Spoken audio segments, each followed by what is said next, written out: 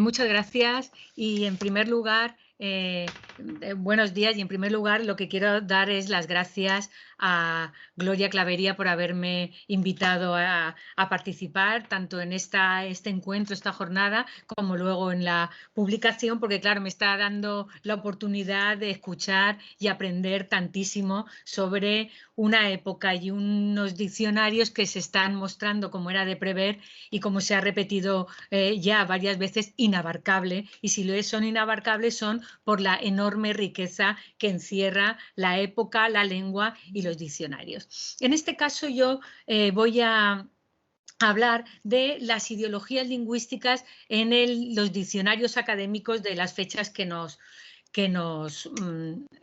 atañen. El objetivo, por lo tanto, es ver cuáles son las ideas sobre la lengua que se desprenden de las ediciones del 69, el 84 y el 99, con el fin de comprobar pues si ese cambio de paradigma que se supone que son estos diccionarios, lo es también el cambio de paradigma en relación con la construcción imaginaria sobre la lengua española, porque es a eso a lo que me voy a referir cuando hablo de ideología sobre la lengua. Si hay un siglo, si hay una época en que las ideologías lingüísticas, que está motivado, podríamos decir, a hablar de las ideologías lingüísticas, es precisamente este momento. Estamos, como decía Larousse en su preface de su Gran Diccionario Universal, en el siglo de los diccionarios. Y el diccionario de la Academia va a adquirir una relevancia social como antes ni después ha tenido.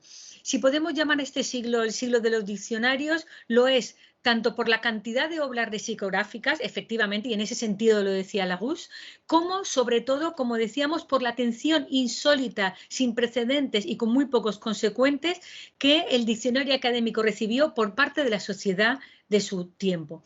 De tal manera que en estos últimos 30 años del siglo XIX podemos decir que el diccionario está en el centro del debate público sobre la lengua, lo cual no es poca cosa. Efectivamente, como se han estudiado nuestros queridos colegas Jiménez Ríos, Puche, Gutiérrez Cuadrado, Clavería y otros muchos más, estas 3 ediciones van a ser objeto de un escrutinio minucioso por parte de una sociedad que estaba descubriendo, que había empezado a descubrir unos años antes, que el diccionario académico es una fuente de autoridad, una referencia para la información y una guía para la expresión de cualquier persona culta. Este estatus que va adquiriendo el diccionario, que se empieza a intuir en los años anteriores, se va a consolidar a lo largo de estas ediciones, tanto académica como socialmente. Y un actor fundamental para que esto ocurra va a ser la prensa. La prensa va a ser un espacio para la polémica y en esa polémica lo que vamos a ver es un choque de imaginarios, es decir, un choque de conceptos entre distintas formas de entender el lenguaje, y ese espacio polémico es el que, y esa polémica, quiero decir, en la prensa es lo que va a perdurar a lo largo de los siglos, con muy pocos matices, como podremos comentar quizá en otra ocasión. Bien, cuando hablamos de ideología sobre la lengua, de lo que estamos hablando en realidad es de la capacidad metarreflexiva de los seres humanos. Qué acento tan bonito, qué palabra más fea, pero llevado al ámbito socio-institucional.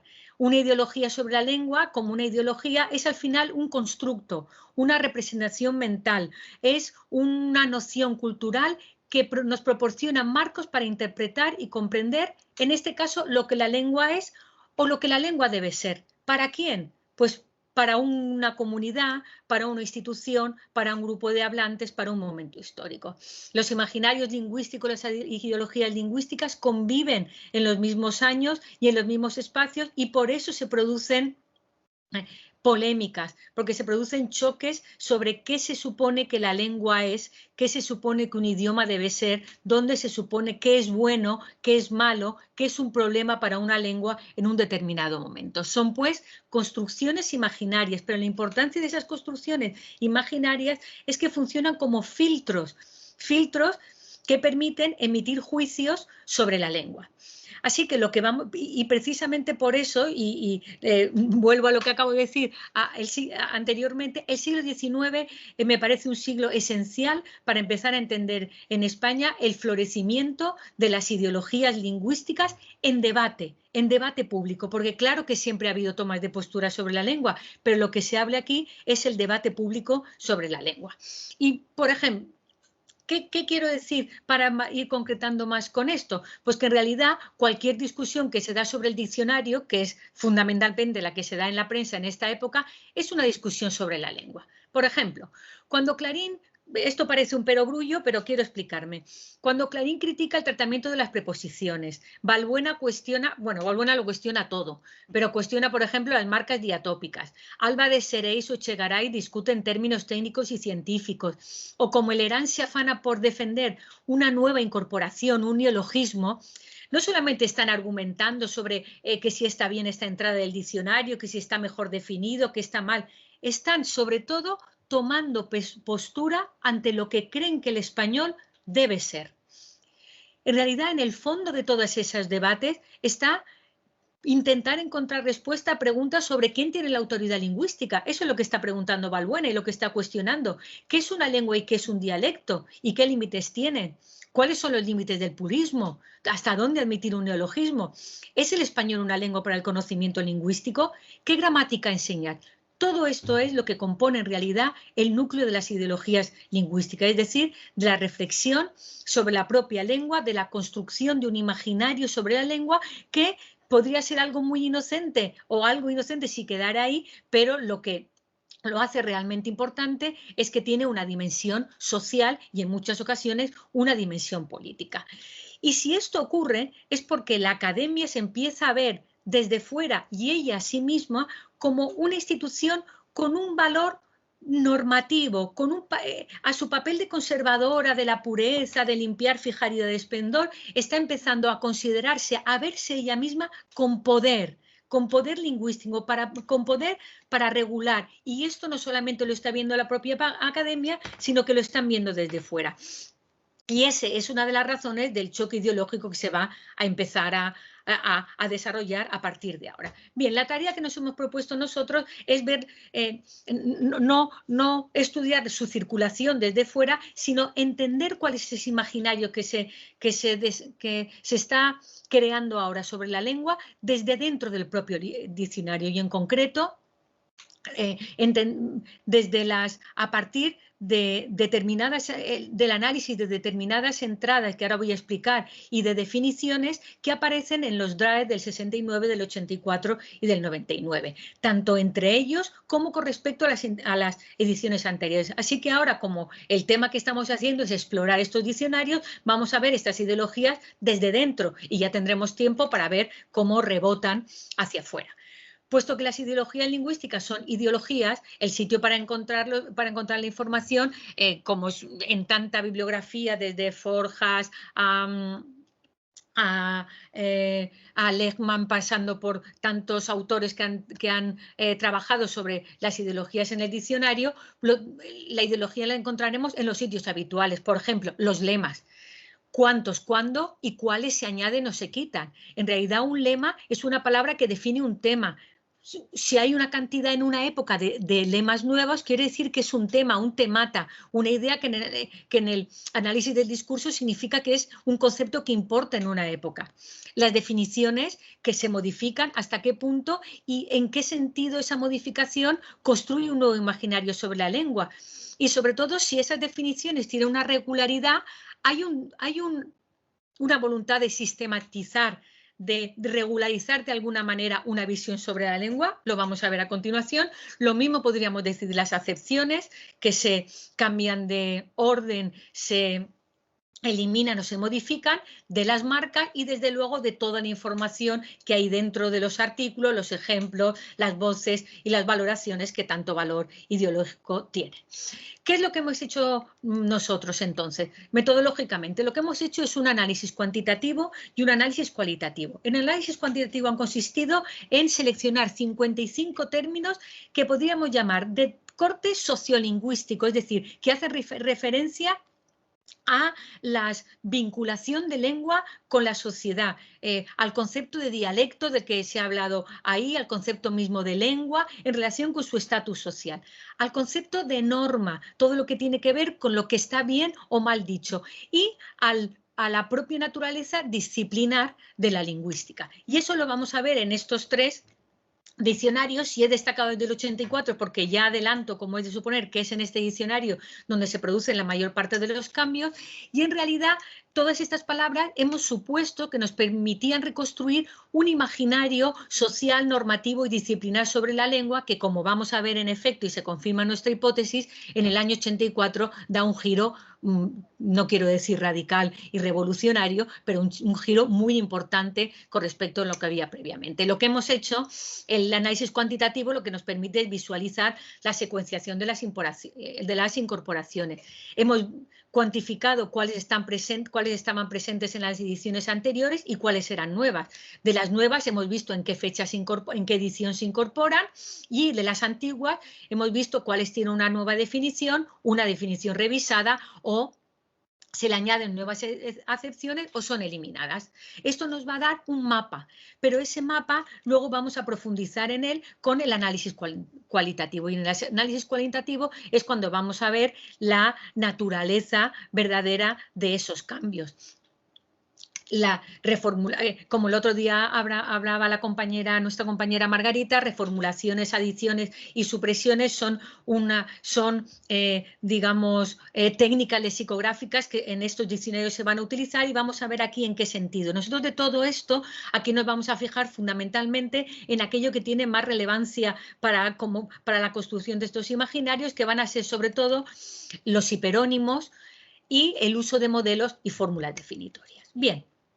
Pues vamos a ir viéndolo para que no nos pille el tiempo. Bien, el giro sociolingüístico de los DRAE. Pues bien, de esos 55 lemas que hemos seleccionado, hay un 40% son nuevos, y de ellos 15, es decir, más del 68%, el 70% se incorporan en la edición de 1884.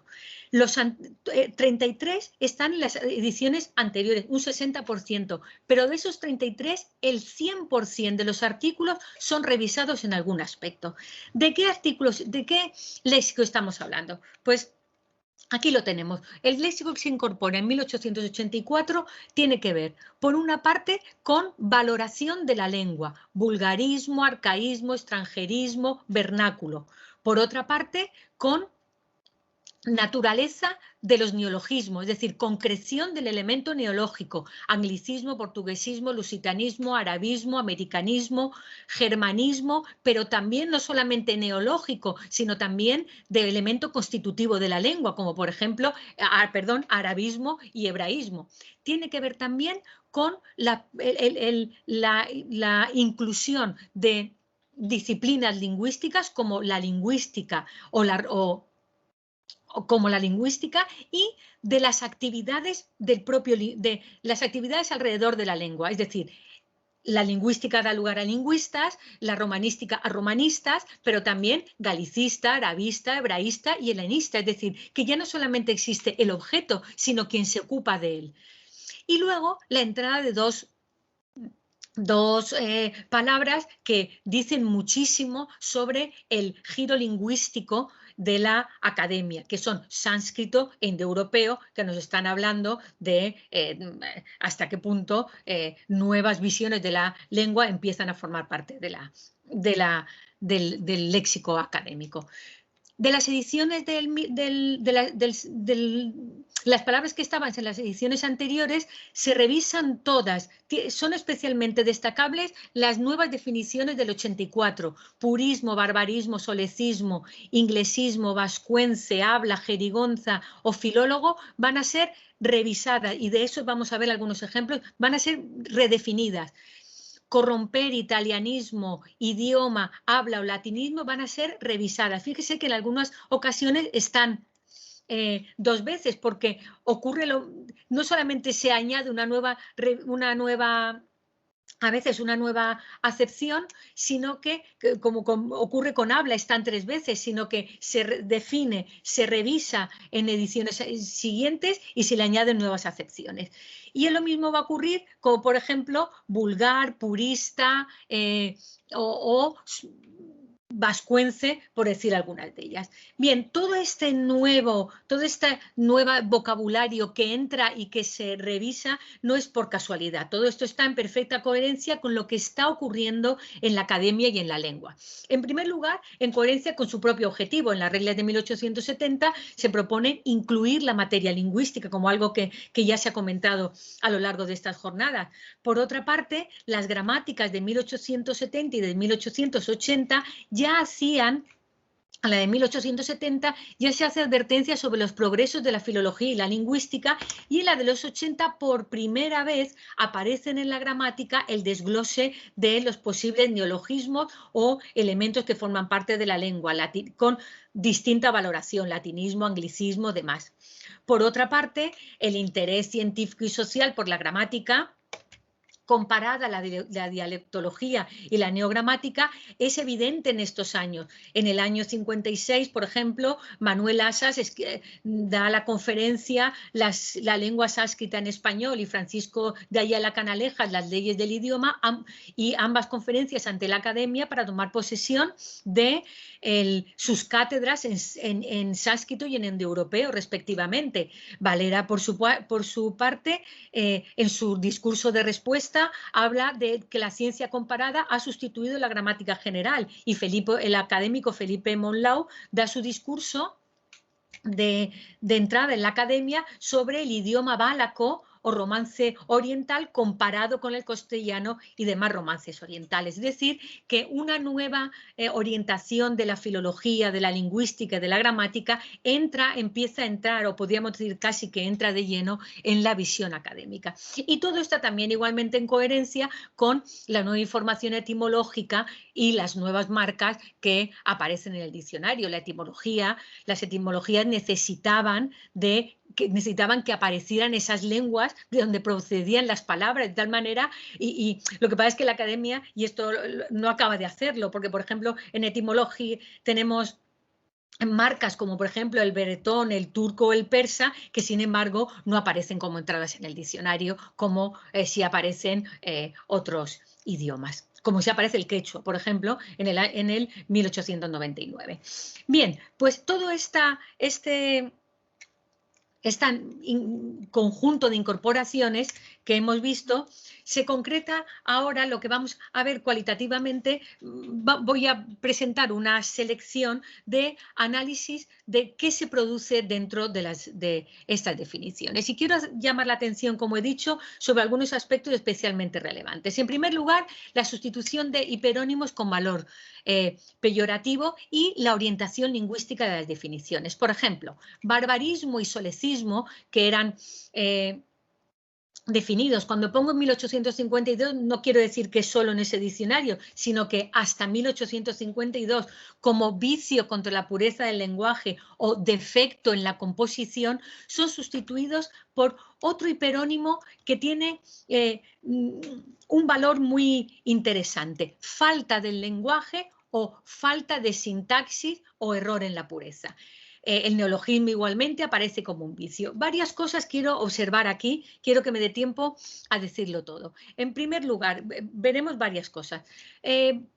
En primer lugar, lo que quiero que veamos o que tengamos en cuenta cuando veamos todas estas definiciones es que la academia está en un momento de transición, de tal manera que no esperemos ver un cambio radical. Mientras por una parte encontramos la sustitución de estos términos peyorativos que hacen referencia a los vitium de la retórica por falta, que es un concepto completamente nuevo, mientras vemos que el concepto de composición aparece sustituido por la sintaxis, sin embargo, de nuevo aparece la idea de pureza, que sin embargo había desaparecido de barbarismo. De tal manera que estamos en un momento en que se mezclan dentro de la academia dos conceptos, dos imaginarios, dos maneras de entender todavía la disciplina y el lenguaje. La que está todavía más arraigada en la gramática en el sentido retórico y clásico, en el sentido estrictamente normativo, y aquella que quiere empezar a avanzar en la descriptividad en la gramática descriptiva, que será lo que vendrá en los próximos años. Esto lo vemos también en neologismos, donde aparece el concepto vicio. Fijémonos, vicio que consiste en el año 52, en introducir voces nuevas. Fíjese la diferencia con la del 69. Vocablo o giros nuevos en una lengua. Desaparece el concepto de vicio, pero se añade, generalmente se dice de los que se introducen sin necesidad. Es decir, la visión peyorativa del neologismo todavía aparece ahí y sobre todo aparece un agente. Es decir, hay un vicioso que es el que introduce y además lo hace sin necesidad. En el año 84 esto desaparece y el neologismo desaparece tanto el actor, es decir, no hay un culpable, como el hecho de que sea un vicio, que sea algo malo. Un neologismo es un vocablo o un giro nuevo de la lengua. Esto es la orientación hacia la objetividad que, como vamos a ver, ni se acaba de cumplir nunca, ni siquiera, ni muchísimo menos en esta etapa, que insisto, es una etapa de contrastes y transición. Algo muy curioso es lo que ocurre con la palabra purismo y purista. Ocurre algo, fíjese, la palabra purismo llevaba desde tiempo definiéndose como el vicio que afecta mucho la pureza del lenguaje. Y sin embargo, en el año 84 ocurre algo muy curioso y es que desaparece la definición para remitir a purista. Y en el año 84 purismo es calidad de purista y es lo que se define es purista, que escribe o habla con pureza, el que afecta mucho la pureza del lenguaje, aplícase al que por afán de ser puro adolece de afectación viciosa. Bien, por una parte vemos que desaparece en la primera acepción el concepto de vicio, el que afecta mucho la pureza. Aparece el intensificador, pero desaparece el concepto de vicio, de falta. Pero lo más llamativo de esto es que se haya trasladado la responsabilidad del acontecimiento a quien lo ejerce. Fíjense que según la norma definitoria, los términos terminados en istas se definen como partidarios de lo que se expresa en ismo. Y de hecho, en los que yo he podido comprobar, al menos de entradas en la academia, lo que se define es el absolutismo, es decir, sistema de gobierno absoluto, y el absolutista es el partidario del absolutismo. Aquí va a ocurrir exactamente lo mismo. A partir del año 84 recae la responsabilidad sobre el purista.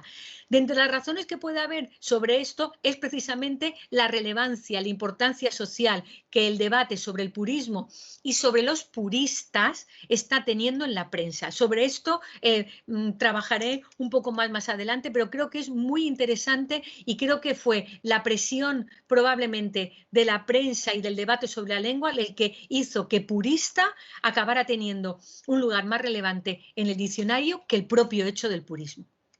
Bien, dentro de todo, si neologismo tenía un valor peyorativo, también lo tienen naturalmente los neologismos. Los galicismos y también los inglesismos y los germanismos son defectos que ocurren cuando se utilizan en el año 84, se vuelven a convertir en giro o modo de hablar. Incluso el helenismo, que se definía como idiotismo de la lengua griega, parece que les sabe mal a los académicos utilizar el concepto idiotismo, que tiene como primera acepción ignorancia, falta de las letras e instrucción. Y aunque tiene también un sentido estrictamente lingüístico, pues prefiere sustituirlo por giro, modo y hablar. Y aquí estamos en lo que comentábamos antes de la sistematización. La entrada de todas, una prueba de la atención que se pone a estas nuevas entradas que se quieren dar en el diccionario es el encontrar fórmulas definitorias, fórmulas que sirvan para todos. No va a ser muy regular, es decir, va a haber variaciones, pero básicamente arabismo, hebraísmo y el tipo de neologismos se van a definir como giro, modo de hablar, privativo o propio y privativo, vocablo y giro de esta lengua empleado en otra, empleo de tales giros o construcciones en otro idioma. Lo que nos habla esto es, primero, de una voluntad sistematizadora, es decir, de que es algo que ha entrado para quedarse, y por otra parte de la eliminación de los elementos peyorativos referidos a los elementos alien, extraños a la lengua. Bien, un caso particular lo ocurre con el hebreo. El hebreo de todas estas lenguas es quizá la que tiene una connotación más religiosa y de hecho resulta muy curiosa la definición de 1884, cuando les estoy diciendo y estamos hablando de que se produce el giro, la gramática comparada, la cientificidad, las leyes de Grimm.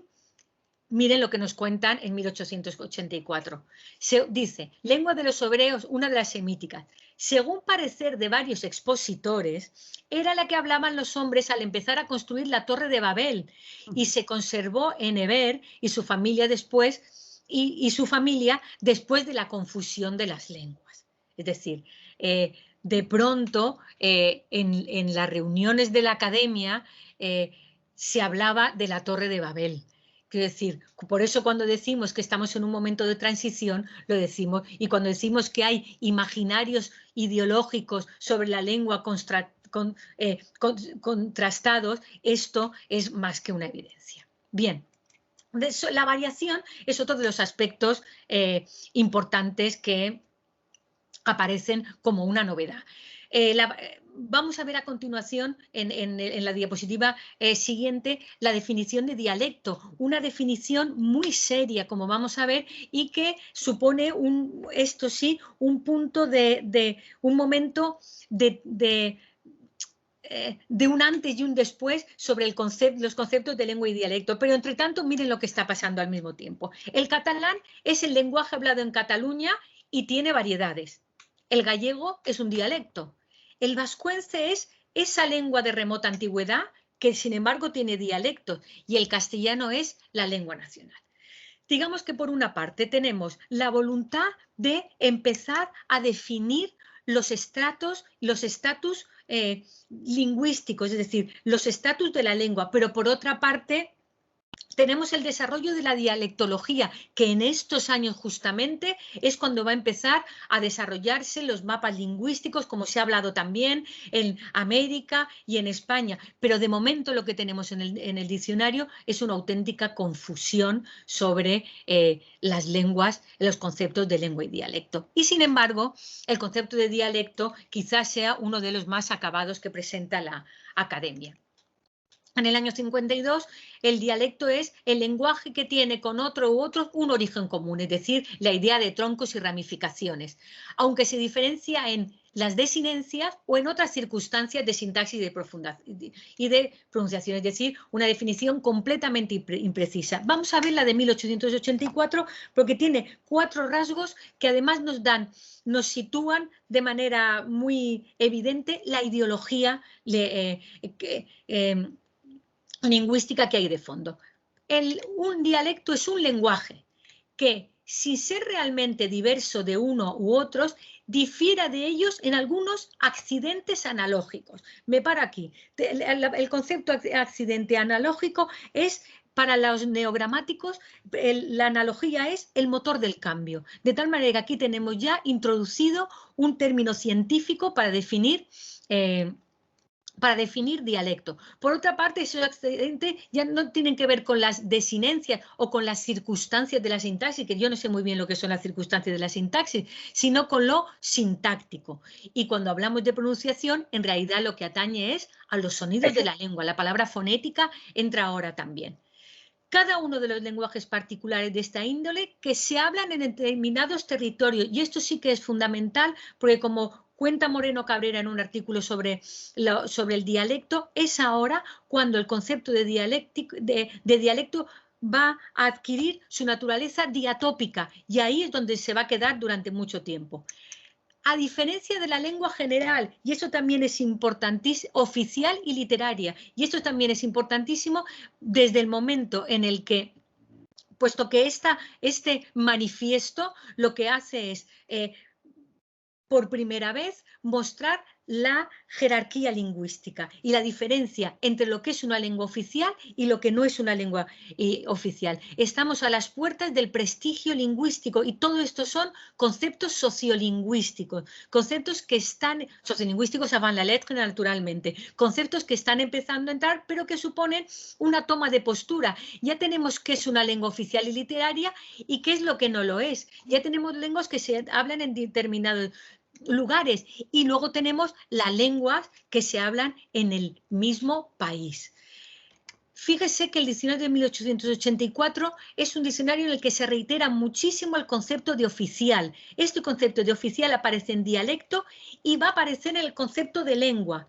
La lengua va a ser la oficial y literaria de un país. Pues bien, este concepto de oficial desaparece en la edición de 1899, tanto en la concepto de dialecto como el concepto de lengua. Se debe, y eso estoy todavía por estudiarlo, seguramente a razones de tipo político que tienen que ver con el momento de la época, pero resulta especialmente relevante la aparición y desaparición del concepto de oficialidad y lo que supone desde luego es una clara toma de postura. Bien, como no quiero pasarme de tiempo, esto tiene que ver de nuevo con, no se trata de algo extraordinario lo que está ocurriendo, sino que tiene que ver con el proceso de transformación en que se encuentra la lengua y la propia academia. Ya en el año 1870 la academia se define a sí misma como vigilante custodia de la lengua patria. Y la unión de lengua, nación y lengua, y asume una responsabilidad moral.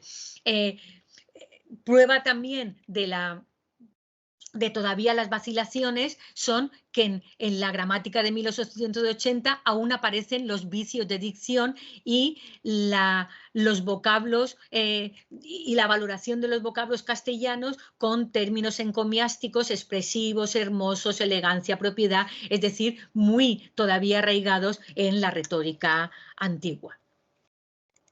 Finalmente, y ya en coherencia con lo que acabamos de decir, la aparición de palabras que definen un nuevo paradigma científico. Fíjense la definición de filología, 1852, quería poner aquí, perdón, la suma de conocimientos que proporciona el esmerado estudio de la gramática y la retórica, es decir, la suma de conocimientos, una visión de la filología acumulativa y casi diletante, hasta estudio y conocimiento del lenguaje, o la definición ya de lingüística como estudio comparativo y filosófico de las lenguas. Aquí está desde la gramática de los ideólogos a la gramática comparada. En definitiva, ya concluyo, el análisis a través de los 55 lemas seleccionados nos ha permitido observar cómo a través de las ediciones del 69, del 84 y del 99, pero particularmente del 84, se produce un cambio considerable en el modo de entender la lengua y de asumir su naturaleza, no exento de tensiones. El DRAE de 1884 deja atrás, aunque no siempre, las ensoñaciones míticas sobre la lengua para encarar la problemática del español moderno que tiene que dar respuesta a cuestiones complejas como qué es el español, cómo debe ser, cómo se concibe el cambio, cómo se regula la variación, cuál es su estatus político, cuál es el valor de sus raíces, la situación en América, el concepto de autoridad. El paso del ámbito moral al espacio civil, que supone sustituir los vicios y defectos por las faltas, sitúa la lengua en la polis, que es donde va a ir a buscar, que es donde en los próximos años va a ir a buscar a la lengua. A la academia irá a buscar la lengua, y eso tiene que ver con el concepto de uso. Esto traduce una percepción más institucional de la lengua y también más política, lo que se ve no solamente en este cambio por falta, que es un término que procede de las leyes y que introduce el diccionario en el año 1884 no por casualidad, sino porque en el año 1892 se produce este primer congreso de la lengua en el que se prefigura lo que va a ser la política lingüística de la academia en relación con América. Los DRAEs de esta época, y sobre todo el 84, se vinculan con las nuevas corrientes lingüísticas, con la dialectología, la gramática comparada, y abren el camino a la modernidad disciplinar, que en estos momentos va a significar analizar el uso para entender el cambio. El giro sociolingüístico probablemente es el primer paso de un posicionamiento ante el hecho lingüístico que la academia va a ir paulatinamente asumiendo.